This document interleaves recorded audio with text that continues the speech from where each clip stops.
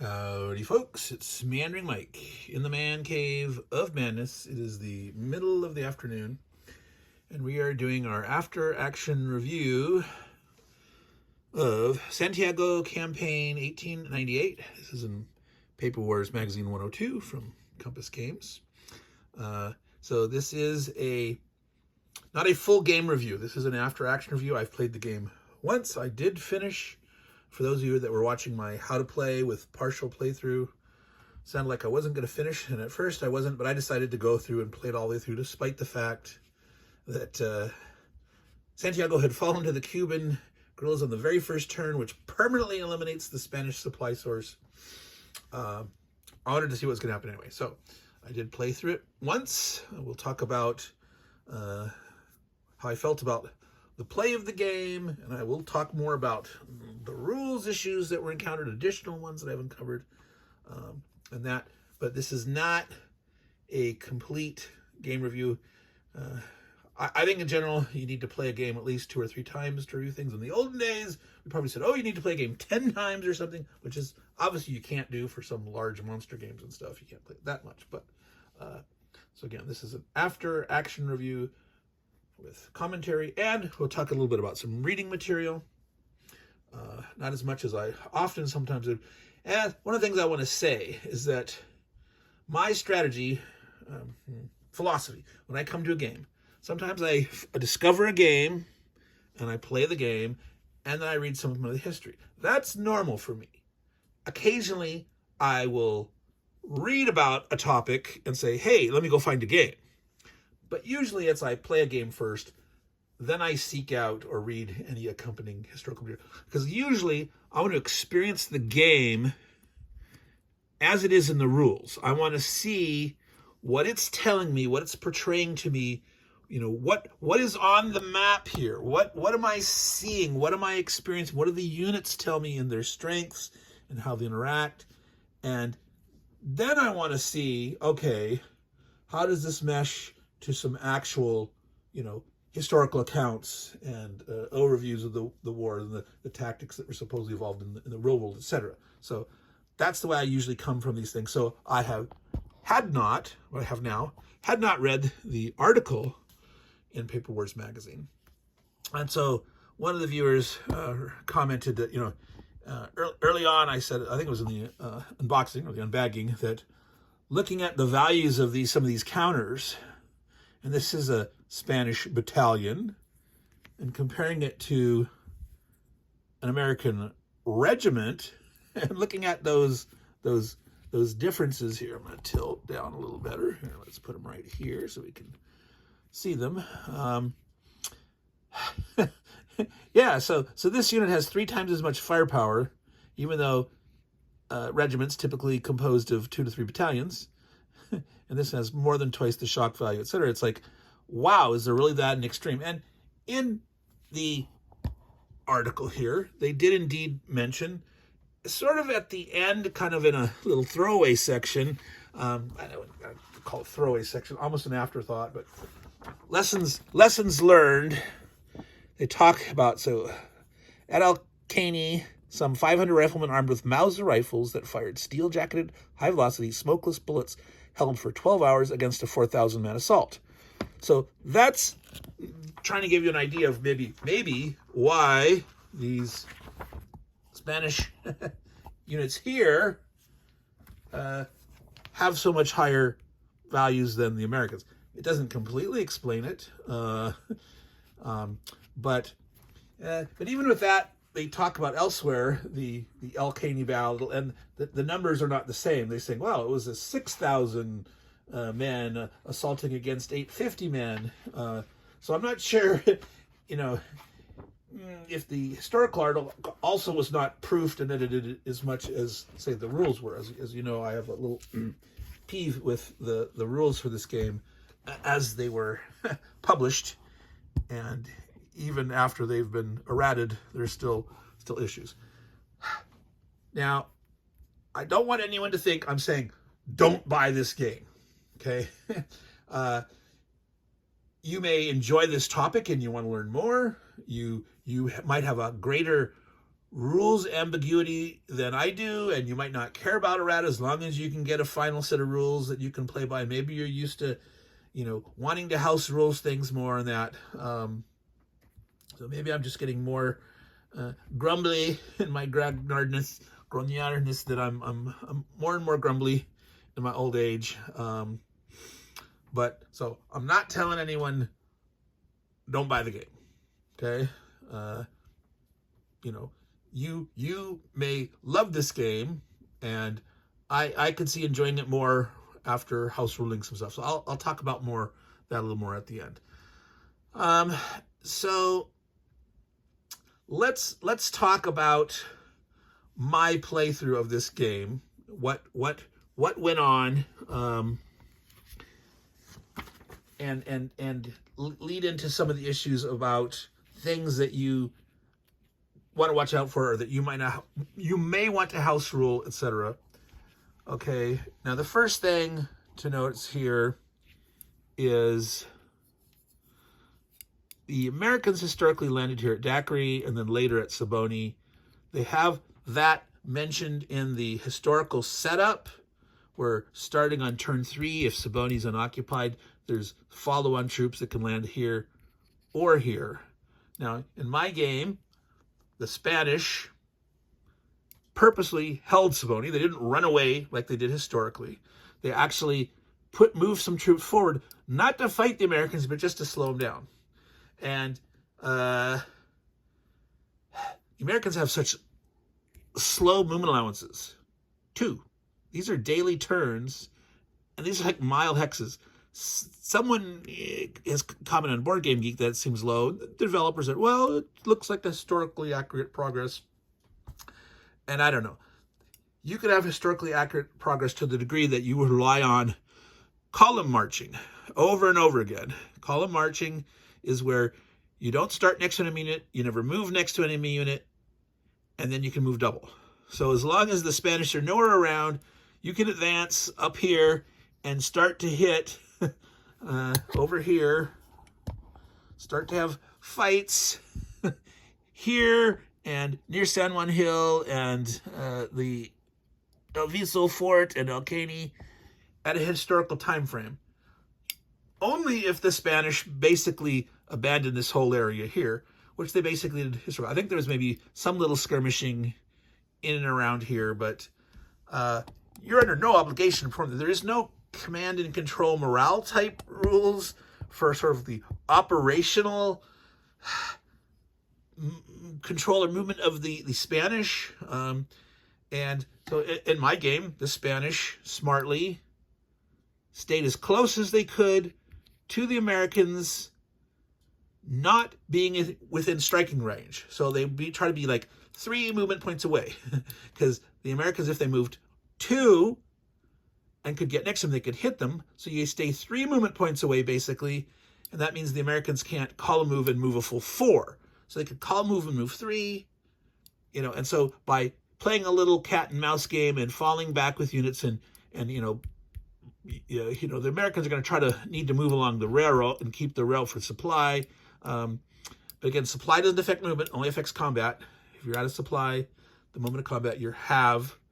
But I think it's critical that the Spanish do this, and they don't want Americans landing here, getting a whole bunch more forces here. They want them back here. And so unless you add a whole aspect of command and control of the game that this game doesn't have, the Spanish should do much better historically in that aspect. Slow the Americans down. Maybe it's worth holding and losing some guys and somebody just to make sure that they can't land there. But to a large degree, it's just falling back, trying to slow the Americans. Because when they land on the very first turn, you don't move. Every time you land troops, they come ashore, they don't move that turn. So the Americans, the extent of their movement the first turn is just to, bam, get troops here. And there's some question as whether you should drop the beachhead the first turn or wait to the second turn. In retrospect, I think it's better to wait to the second turn. The Spanish are not going to attack you here. You can only drop 12 steps a turn. And this sucker which is, I mentioned before, this is really the logistical base marker for the U.S., even though they call it the beachhead marker, and somewhere they call it the U.S. supply marker. But this thing does count as 1 unit for stacking purpose. It counts as 6 for landing purposes. But if the Americans are going to attack on the second turn, potentially, if the Spanish stayed too close, you wouldn't need supply until that second turn. So, doing it over again, I would land 6 units of 2 steps each, because remember, the stacking is max 6. So, drop 6 of those, and then they can all step off, and then you'll drop this guy and 6 more steps worth, which then you could do a combination of 2 and 1 step units. But again, it's 6 units, regardless of the steps, is the stacking limit. But the number of steps you bring on is 12. All right, so that's a little thoughts there on strategy for the Spanish, for the Americans. There's ambiguity about landing at other beach sites. The historical setup sounds like they only can land here and here. In the non-historical setup, it sounds like they can land at any beach. Technically, these don't. This and this does not count as a beach, but they're special that you can land the beachhead marker at them. But technically, you could land at these beaches. The way the rule sounds like, in one way, is like you can land at 1 beach hex a turn. You can land at a beach hex, or you can land at beach hexes. You got to interpret that. Whether, so I'm not sure what advice I want to give you on that. Whether you want to let them, land, almost like a D-Day invasion and be landing here, but they wouldn't be in supply until you could connect this whole rail and or road line here. If you're on the beach, you can be in supply, but technically you have to be within 2 hexes of a road or railroad that traces back to the supply source. So you're going to have to decide for yourself whether you're playing historical setup or free setup. Now, I'm going to go back and say something more about that, because one of the big whole contentions was the historical setup leaves Santiago extremely weak vis-a-vis the Cubans. The way the Cubans are supposed to be starting within 4 hexes of Santiago, in hills or open, not in jungle, not on a road, not on a railroad. Now, technically, it turns out that there are no jungle hexes that aren't either road or railroad within 4 of Santiago. So, to me, it makes guerrillas should be able to start in a jungle, right? Because they have to be within 4 of Santiago, and they can't be on a road or a railroad. I mean, that's more than 4 away. This is more than 4 away. So technically, they can't start there. And the way the Spanish have certain troops spread out, there's kind of a limitation of hexes. And if you're playing free setup, there's a requirement to have guys in and adjacent to every hex around Santiago. So therefore, Santiago is not going to fall in the free setup game. The Cuban guerrillas would need to serve a different role. They can still cut things out of supply. Like, you can get them somewhere where they're going to get onto the railroads and the roads that lead supply to a certain place. And historically, the guerrillas focused on keeping the Escario column that was coming from the west. They knew it was out there. They knew it was coming. And they slowed it down and blocked it to try to keep more troops from defending here, so as the Americans were coming up. So that's a legit strategy. You could do other things with the guerrillas. What ended up happening in my game is, because of the historical setup, which really leaves this area too weak, the guerrillas were able to rush in,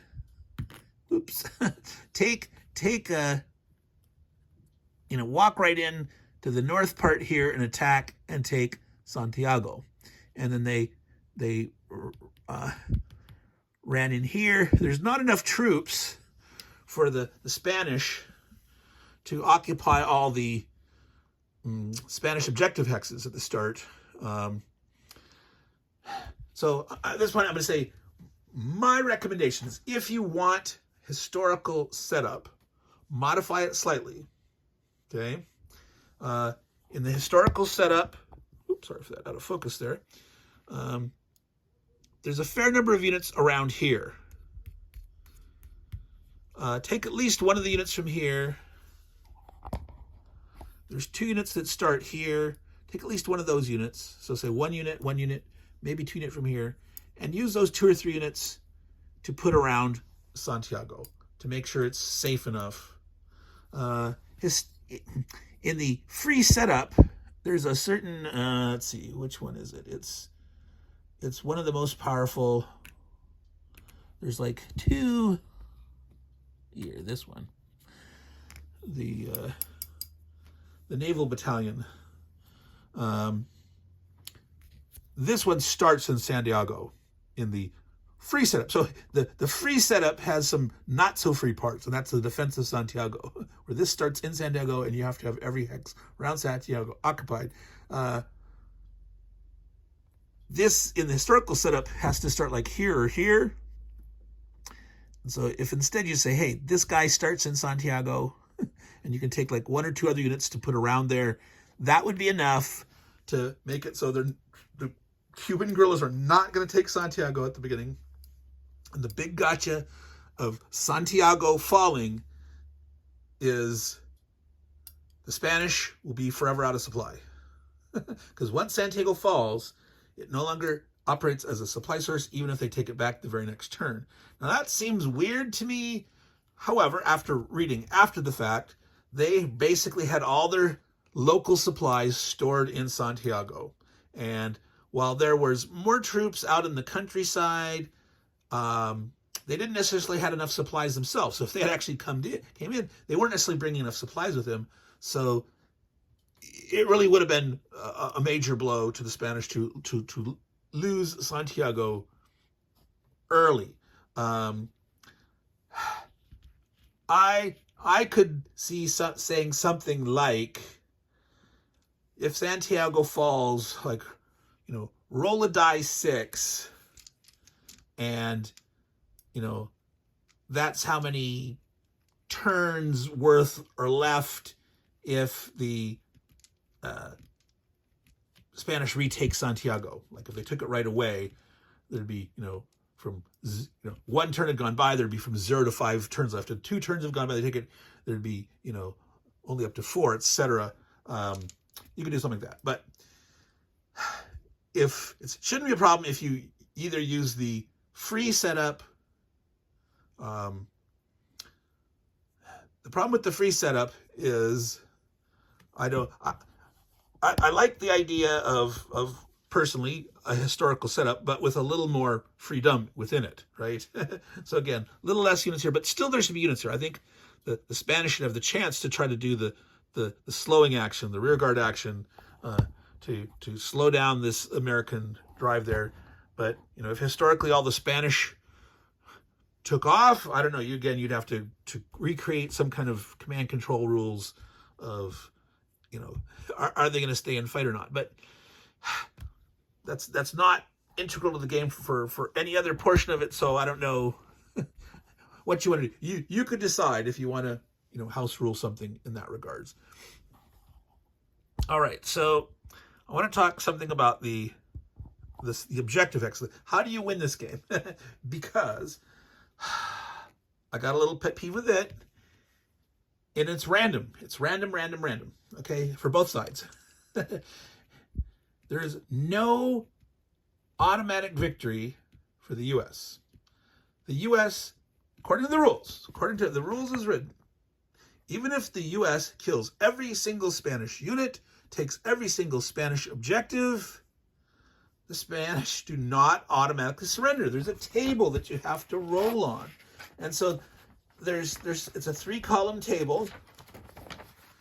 I'm going to zoom back out. All right. So whether you need at least 4 to get a chance, 5 or 6 plus. And if you notice down there, if you're just rolling a 6, well, you have to have 6 or more objectives and roll a 6 to get them. R is surrender. It's in Spanish. Rendición, surrender. This ALJ, a las Garcias, to the rigging, basically means the Spanish decide they're going to abandon, they're going to get their fleet out of Santiago Harbor and try to escape with the fleet. And that'll cause a +1 to the die roll in subsequent turns. So the best you can have is a 1 in 6 chance of them surrendering. And the 6th column, if you've rolled ALJ, then there can be on a 5 or 6. And if Alkane is taken, you're adding another extra 1. So at best, you can be adding 2 to the die roll, and therefore a 4, 5, or 6. So 50-50 chance at best after the Americans have taken Alkane and you've rolled the ALJ result. But you could keep rolling 1, 2s, and 3s. Excuse me. And the Spanish might never surrender. Now, I've sort of always decided to house rule this ALJ effect. Technically, should come into play if Santiago is lost. They should immediately, the Spanish naval bombardment unit, that should disappear. And you should have considered that this ALJ has been rolled. But as the rule is written, you got to roll this to get the +1 and cause them to disappear. But because they're in fear that Santiago Harbor will fall. Well, if it's fallen, it's fallen, right? And so that effect should be there. But you got to roll. You got to roll to see. Now, one of the ambiguities is the status of the Cubans vis-a-vis the Spanish objectives. It does not say in the rules whether the U.S. player as a whole, which is Cuban and U.S. units, and sometimes they're very careful to differentiate what Cubans can do versus U.S. can do. And in this regard, they say U.S. control of the Spanish hexagons. Now, again, I interpret that as U.S. units. They don't say how you control it. So obviously, you must assume that you move a unit, and it doesn't say what you have to keep a unit there. I mean, certainly the Spanish shouldn't have to keep unit there, right? So if they move out and they're not in the fort, that doesn't mean it's U.S. controlled. So the Spanish don't have to stay there, but once a U.S. unit moves into the objective, is it theirs? Well, explicitly states that these entrenchments and redoubts stay around as they change hands. So I think if the U.S. leaves an objective hex, maybe it should automatically revert to Spanish control. Maybe not. I'm game either way. But the U.S. have enough units in general that once they take these things, they can leave some small little unit behind. All right. But with the Cubans, so in my game, the Cubans took Santiago. They had a guy here. They had guys run up here, take this one. They eventually killed that, and they had guys here. They were able to get into this Alviso because the Cubans didn't have enough guys to protect this whole line, so they had to leave a little gap. Decisions.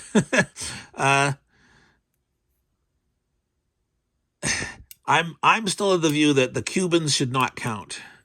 If the Cubans do count, I think it's too easy for the potential the Cubans grabbing these things early, and maybe the Spanish getting unlucky, and American getting a cheap ass victory with some lucky rolls because the Cubans take a bunch of these undefended stuff early on.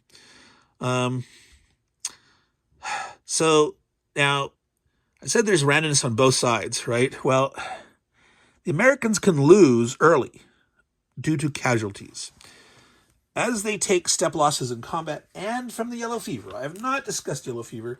I did not discuss yellow fever because in the how to play, the playthrough for yellow fever doesn't start until after turn 4. You start rolling on turn 5 and greater. All right, here we are, zoomed out. So there's a column for the Spanish losses and the U.S. losses. The Spanish take less losses. Cubans are not affected by the yellow fever. All right. So on turn 5 and 6, you might not lose anything. But on turn 7 and up, you will always lose at least 1 step. And in these later ones, the U.S. will always lose at least 2 steps. This is going to cause a lot of step losses for the Americans. And indeed, in the early phases, almost most of their losses will be from yellow fever. They're going to take very few losses in combat early on.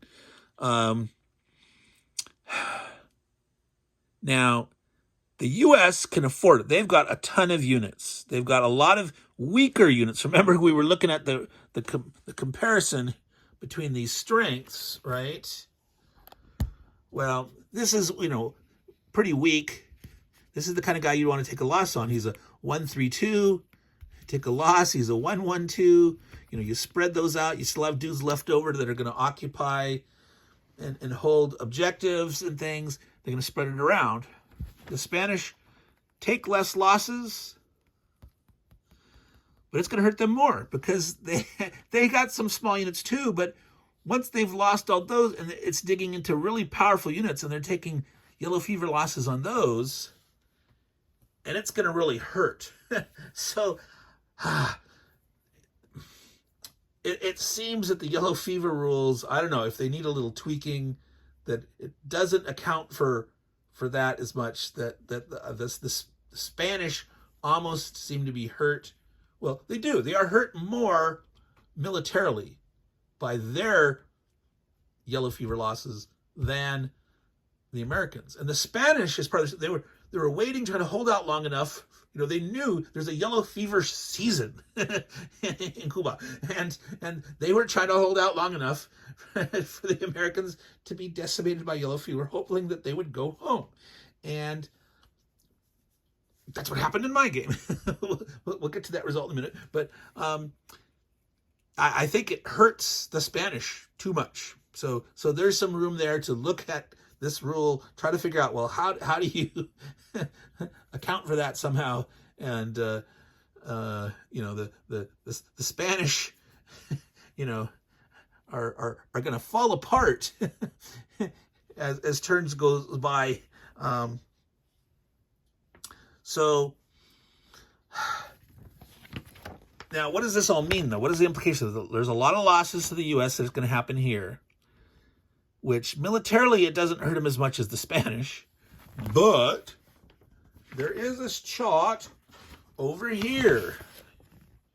Let me zoom back out so you can see all that better. Well, yeah, I can stay zoomed in so you can read it, and it'll fit on there. Once they reach 10 to 18 step loss, there's a 1/6 chance each turn that the Americans are forced to withdraw, and they just lose outright.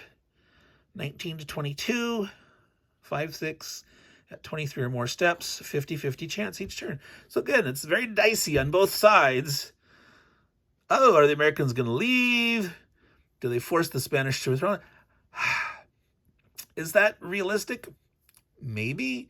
There's certain uncertainty. There's no other uncertainty in the game other than actual combat results and this kind of stuff. It's like there's no fog of war. It's like a chit pull system. Who's going to move next? Or will my units obey, to stay behind and fight for the Spanish, or are they only comfortable within a certain, radius of Santiago itself? They don't want to stand and try to slow down the Americans. That's not a part of the game. But this randomness is. Now, one thing I want to bring out, there was another errata that's, wasn't known or mentioned that I have discovered that I didn't discover till now because, again, we hadn't got to the yellow fever stage yet. But if you look here in the turn 5 to 6, roll a 1 or 2, 0 loss, 3 or 4, 1 loss, 4 to 6, 2 loss. Well, what is it for a 4? Is it 1 loss or is it 2 loss? The 4 is used twice. Obviously, that's not correct. So, again, I'm going to say it. This game was not play tested with these rules. these quote-unquote might have been the rules in effect, the official rules, but the 3 playtesters listed were not using the rules to playtest by. And again, a game is not really playtested with the rules unless it's played with people new to the rules that must read and use the rules to play it. In other words, they have to be fresh blood. They have to be people who know nothing about the game, who are learning it fresh. So before you publish your final version of the rules, it can't be considered final until you've had enough people play the game, new people using those rules. That's just a truism, okay? Otherwise, you have not fully play tested the rules. You have not vetted your rules. All right, so sorry if I keep harping on that too much, but that's a pet peeve of mine. And I know errata is a thing. It's a possibility. But again, this should have been caught because it's internally inconsistent. You know, a die roll on a chart is supposed to mean only one thing. And so no one played enough to say, hey, wait a minute, I rolled a 4. Is it this or this, right? Okay. So anyway, so what happened in my game? I sort of hinted at this. I mentioned, so Americans are landing here. The Spanish did their best to slow them down. They did sacrifice a couple units. They held out here. So no units were able to deploy directly to Siboney. Once that was done, where all the units are here, they fell back as fast as they can. They lost some more units. So basically, all the units that started here, maybe one made its way back to the defense line here. The Americans had a major force plow along the coastline and up this way. So if you'll notice here, the Americans were able to get into here and take a bunch of these, like they just took these. The Americans were at the point right now where they're on that 6 or greater column. They never had a chance to roll on it because they had one chance to roll on the 4 column. So they had a 1 in 6 chance of with El Caney being taken, there was like a 1 in 6 chance that the Spanish would have surrendered, and the American losses were at a point where there was a chance that they were going to withdraw, and then the second turn so they were like at 13, and then they went up to 17, so it's still 1 in 6 chance. But the Spanish rolled the 6, got the W, and forced the Americans to withdraw.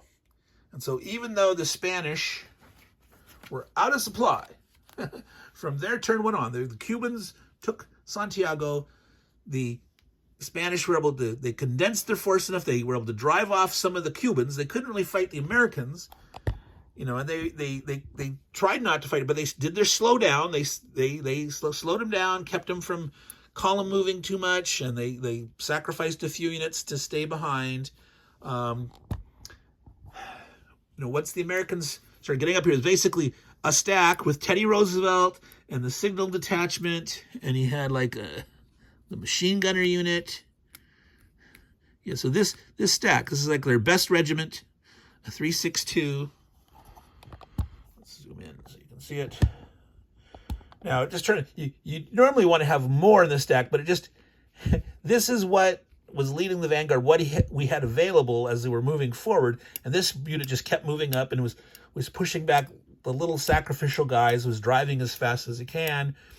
When he got up here, it's like, we can't really hit stuff. He sort of flanked around as these guys were going this way, and it was driving up this way, while the rest of the Americans, you know, came up this road and flanked around here. And eventually they needed to take El Caney to get that +1 and enough guys. So at this point they have 1, 2, 3, 4, 5, 6, 7, 8. You know, the 6 or more with El Caney. They never rolled the to the rigging, the Las Garcias, So, again, that's why you really should rule that if Santiago falls, you should get that +1. So it would have been a 1/3 chance for the Spanish to surrender the next turn, but the Spanish were lucky, and there's a 1/6 chance that the Americans were going to withdraw with 17 casualties, and they did.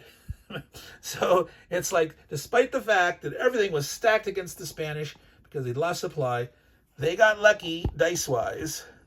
They did the best they could by slowing down the Americans here, playing that rear guard all along here, and then got lucky enough.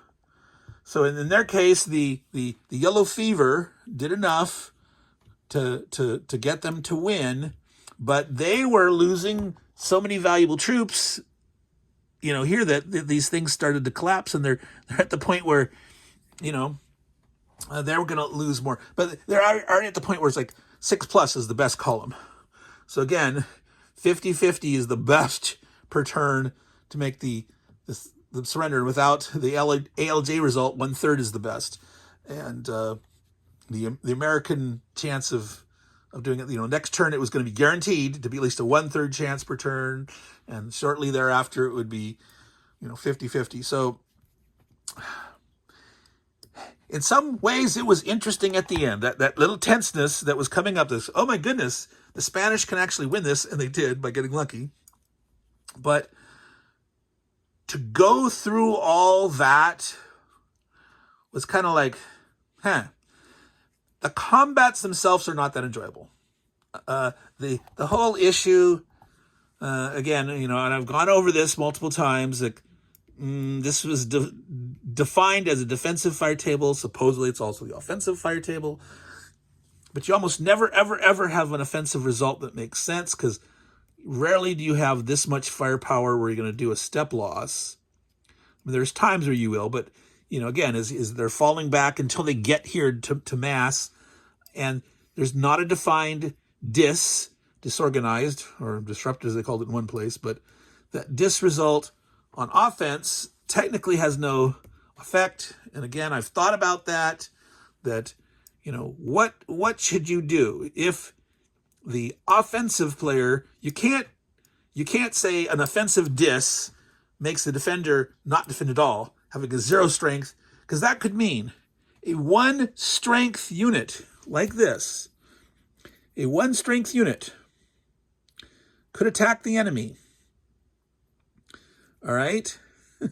and if a whole stack, a huge stack, and that huge stack might miss and not get disorganized on this guy. This guy could shoot with his 1, roll a 6, disorganize the defending stack, who would then have a 0 strength in shock combat, and his 3 to 0, well, that's 5 by 0 is unlimited. It's undefined, or it's infinity. Like, as you divide by a smaller and smaller number, you get a bigger and bigger result, to the point where if you're dividing by 0, basically you've gone to infinity. So the odds would be infinity, which there's a 5-to-1 max. And so you'd get to hit on a 5-to-1 column, and you would defeat the enemy. Now,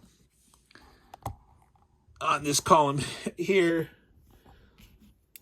there's max 3 steps losses, but that's still 3 steps. 3 big steps where the Spanish units could be demolished by a wimpy 1 strength. Well, even this is a 2-stepper. You could have there are 1-step American units. Here, this artillery here has 1 step, etc. So anyway, the rule, the combat between shock, and then we've also mentioned, another errata point. So these 7 and 8 on the shock column are not used according to the errata. It's all odd shifts, right? No die roll modifiers. However, and we had not discovered this yet because I hadn't rolled it, in the random events, in the historical events, you roll a 1, you get heroic Cubans. And what is it? All Cubans have a +1 die roll modifier in shock combat. So there actually is, in the rules, a place where you get a die roll modifier on here. That's only a +1. And this had 7 and 8, so there's still some issue. Well, 7 and 8 are identical on here. There's no difference. Now, there is no retreat result in shock combat except in the 5-to-1 column, or rolling a 7 or 8. And technically, according to the errata, you can't roll a 7 or 8, therefore you should ignore that. But those heroic humans could actually roll a 1, or add a +1, rolling a 6, going up to 7, and it can cause someone to retreat at lower odds. Now, I think there should totally be a chance to retreat someone at lower than 5-to-1 odds. It seems odd to me. So what I want to propose as my house rule is, if the offensive player gets a disorganized result against the defender, they have earned a +1 die roll modifier. Okay? That is the effect of getting a dis on the defending stack. You can now roll +1 here, and wow, you might actually cause them to retreat at a 2-to-1 or even a 1-to-1. Instead of having you're going to fail for certain, no, you could actually push them back, or push them back with the loss at 2-to-1 or something. And then that could stack with the heroic Cubans. And so you could actually have, again, 7 or 8 are the same. But, so that's my proposal for when I play this game again, and I will play it at least once more at some point, maybe in 2024. I won't cover it on the channel, I don't think, but that's my house ruling, that I'm going to say a disorganized result when the attacker, the attacker declares his attack, the defender shoots defensive fire at them, and a disruption then has a defined effect. Then the attacker can shoot defensive fire. If he is big enough, he might cause a step loss, or it can get a dis, and the dis will give him a +1 on his shock combat, if he goes through with it. Remember, you can call off your shock combat. It's always optional. Once you've declared your attack, you don't have to go through with it. You could call it off. But if you earned your +1, you might go for it. You might continue on. So that is my thoughts on the combat system. It would definitely be more interesting if you made this change. Otherwise, I think there was maybe 2 combats in the whole game where someone got an offensive step loss caused against the defender. And there was many, many cases where it turned out, wow, I can't get a result, and I'm going to call off the shock. This is like, oh no, it's 2. I don't want to attack at 2-to-1, where I'm guaranteed to take a loss and only have a 50-50 chance of causing this. At times in desperation, you're going to do it. It's like, okay, he only has 1 step in the hex left, say, and I need to push it. I need to take that objective or something, and or block that, take the hex to block the road or something. Now, in our case, the Spanish were out of supply forever, the whole game.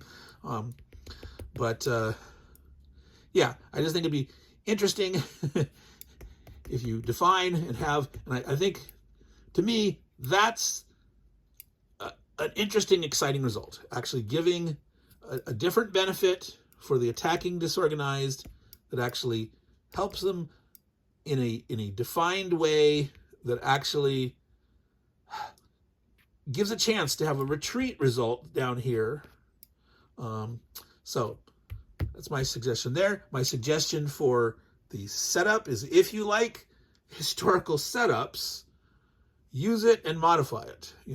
Free up a couple units from, say, this area at the choice of the Spanish. Let them decide, so the naval battalion, let it start in Santiago, have one of the units from here and 1 or 2 units from here. Now, like, the Scario column starts off the map. There's the machine gunners that only come on in a random event. There's the Solcapa and the El Moro. There's some battery defense units, some small weakly, but they start out here, and they can only get freed up. Leave them there. That makes sense. Do all that way, but let the Spanish take away, say, one or two and one from here, move them around and do that. And I would also rule that the Spanish, if they set up their units in such a way that the Cubans can't set, like the Cubans are supposed to start within 4 X's of an I think it might, with this kind of free setup thing, in the normal free setup rules, you wouldn't have to start anything out here, and you could scatter units around such that the Cubans, according to the rules, couldn't set up. And that's obviously bogus, right? So it's like, if you can't set up within 4, let them set up within 5. So the more the Spanish try to like keep them close, it's going to make the radius bigger of where the guerrillas could start. The Cuban guerrillas, now that I can start 5 away, I have bigger radius to choose in. And if somehow, I don't know if the Spanish could actually spread out such that they are blocking 5, they'd have 6 radius. So something along those lines, I think. And if the Spanish, I think, like leave a hole and set up so that the Cubans can only start in 1 hex, I would also say let the Cubans start some farther away. It's like, it seems a little silly that the Spanish would be such that, oh, look, we forced you to start everyone right here. And, oh, we've got this surrounded. There's no zone of controls, but it's like, that seems way too gamey to me. But so flexibility in the historical setup. You can use the non-historical setup, which will definitely allow you to totally protect Santiago, but I think you lose some of the flavor of the historical setup, which I think you at least want to know about. I think there should at least be a couple units out here and such.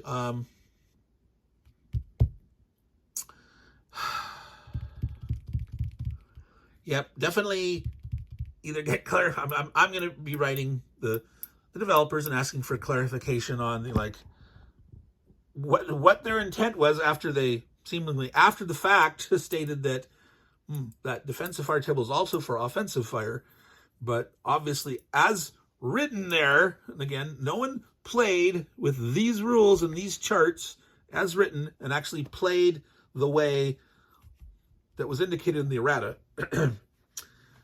They would have played with some understanding or definition that they did not portray to us. So you need to decide for yourself what that means, but it would be totally imbalancing to say that an offensive dis caused the defender to quote unquote not participate its strength in combat and therefore be a 0, and therefore let the attacker automatically have 5-1 odds. As long as one attacking unit is not disorganized, if the defending stack, because you're only defending one stack time, if it gets a dis against it and you are using that interpretation, they would always have a 0 strength in that case. And the attacker would always be at 5-1 odds. And that's ridiculous. Absolutely ridiculous. So I like my suggestion, but you can come up with your own. You can say, well, the defenders are halved, or give the attackers an odd shift. But I actually like getting a die roll modifier to actually using that spot down here to actually allow some retreats at the lower level odds if you have the die roll modifier. All right.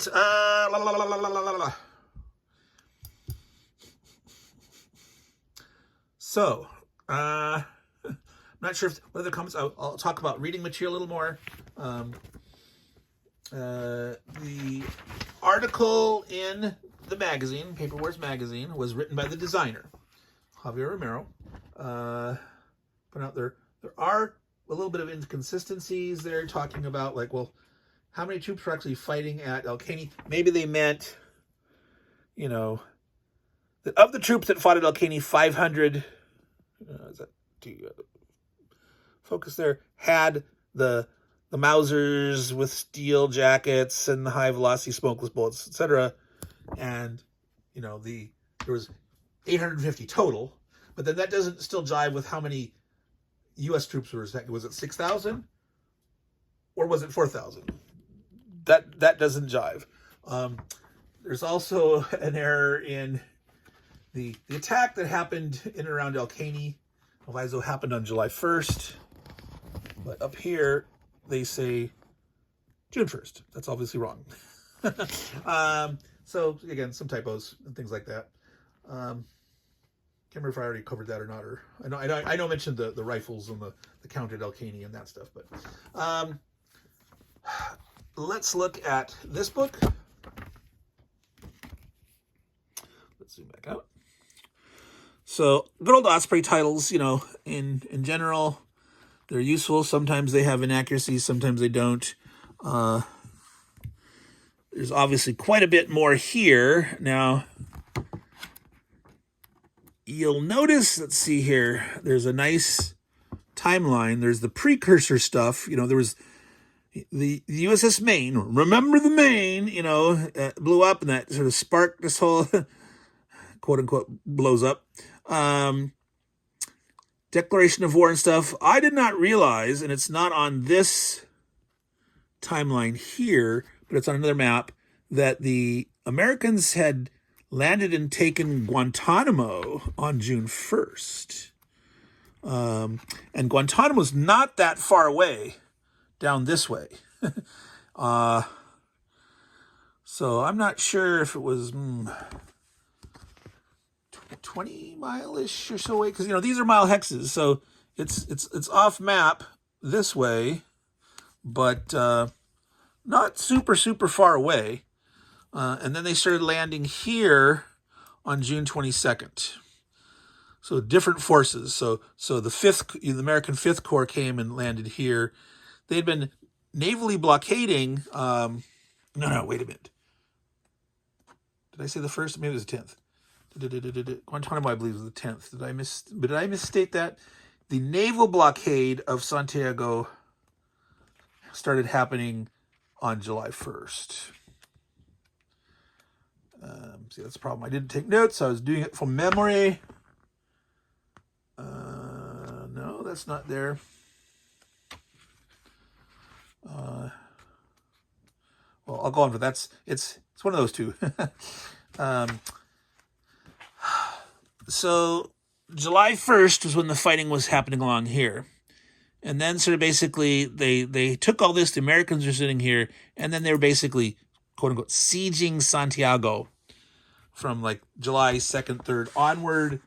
And this game, so this is one of the oddities here. If the Americans, by taking objectives, can force the Spanish to surrender, get that R result, rendition, to surrender by the 14th, okay, they win. If you go to the 15th game turn and the Americans can take Santiago, it's a draw. If they fail to take Santiago to harbor, and you don't draw, you don't roll for Spanish withdrawal anymore, we're Spanish surrender, because that's the last, they have to do it by this turn, the Spanish will win. Now, that's not historical at all. The Spanish didn't surrender like until the 12th. And again, I'm going by memory here from when I read in this book, but July, according to this, the 17th. General Toro surrenders all Spanish forces in Santiago Promise the 17th. I swear I read somewhere that it was the 12th, but maybe they started negotiations and the surrender finished. Siege of Santiago, the 12th through the 13th. This instance that the Spanish agreed to discuss surrender terms on the 12th. So they agreed to surrender on the 12th, and they finished surrendering on the 17th, okay? But that's way out of the scope of this game. So compared historically, this game is saying to win as the Americans, you got to win by July 5th. Otherwise, you can draw. If you don't draw, the Spanish win. So that seems to state that, historically, the Spanish won even though they surrendered. The Spanish surrendered, were completely kicked off the island, became Cuban, free Cuba, and we kept our base in Guantanamo, right? But that was a Spanish victory according to the rules. As the current rules for the game, for you to win as the Americans, you got to win by here, or draw by here, or the Spanish have won. So even though if the Spanish might surrender over here, and they did historically, according to this, the Spanish won, and then they would have surrendered. No, it just does not make sense. All right, so that's a like, okay, for game purposes, if that's the play balance, like, hey, you consider to have won if you did it by this historical progress. Otherwise, yeah, you've lost, but you didn't really. Now, obviously, if the Americans withdraw and lose early, you've lost early. But according to this yellow fever, they wanted to get out, and they were getting out as soon as they could. They pulled troops out as soon as they could. But at the rate that you're losing troops on that yellow fever chart, if it were to extend the week or more past July 6th for the Spanish to surrender, it's like, I guess they agreed to surrender. So even though we're going to withdraw because we're dying of yellow fever so badly here, the Spanish, they gave up, so they've lost. But yeah, there's a little bit of weirdness there, and that would have been nice to have covered in like designer/developer notes. I mean, I love designer notes, the rules. They probably didn't have enough room for them, but well, they could have added them to that article. They could have had an extra page just in the magazine itself. If you have a certain number of pull-out rules pages that you're doing, right? Let me twist this around. You have a certain number of pages you're going to put in here, and otherwise they would have had to add 4. Because there's 2 sheets, which become 8 pages of rules, 4 per thing.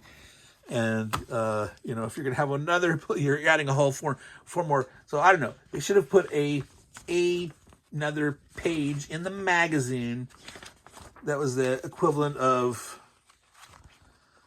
designer notes, right?